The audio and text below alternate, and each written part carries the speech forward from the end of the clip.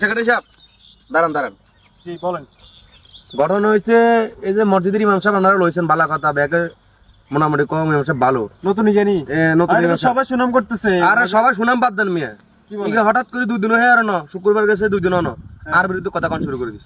আপনি বিরুদ্ধে কথা বলে মানে? হ্যাঁ এই যে শুক্রবার হাতে কি কোরআন হাদিস মতো আর কি কোনো ওয়াজ আনা আই যে টুকটাক সুদ খাই এটা কি ইমাম সাহেব জানে না?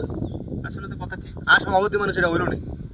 আচ্ছা যাই হোক, এটা আমি দেখতেছি। আমার শুনেন দেখলে ফ্যামিলি কাম হতো না, তুমি কাজ আসলে- কাজ করতে হবে শুনেন। হ্যাঁ বলেন। এই যে আগামী শুক্রবারে আইলে একটা মিটিং ডাকবেন, মিটিং এর মধ্যে আমরা সিদ্ধান্ত নেবো যে নতুন আমরা ইমাম সাহেব আর গেলাম প্রয়োজনে অ্যাডভান্স আমরা 1 মাসের টিয়া দিয়ে দেবো, কথা তাতে ইয়ান খেয়াল থাকে। আচ্ছা ঠিক আছে।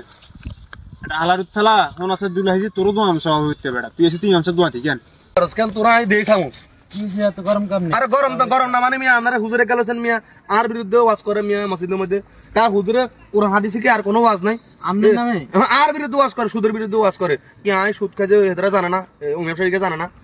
তুই সুদের বিরুদ্ধে ওয়াজ করবার লাই তো হুজুর রাখছি আমরা, হুজুর কিলে রাখছি। আমনকে হুজুরের পক্ষে কথা কন, আমনে থাকেন আমনে আমি ইমাম সাহেব দেখুন, হয় আয় থাকুম হয় ইমাম সাহেব দেখবো, দুইটার একটা আপনারা কিনবেন করেন। আমি দেন না, আমি সুদ করব। আয় তাকিন জানি না, তাকিন জানি না, হয় আয় থাকুম আমি ইমাম সাহেব কথা থাকবি সেখানে বার করে দেবো, আমার একটা সিদ্ধান্ত হলো। ইমাম সাহেব ঠিকই থাকবে এই সমাজে, আমনের মতন সুদখোর সভাপতি আমাকে লাগবে না। আপনারা আজ আমরা বার করে দেবো, মসজিদে আজকে বৈঠক করবো।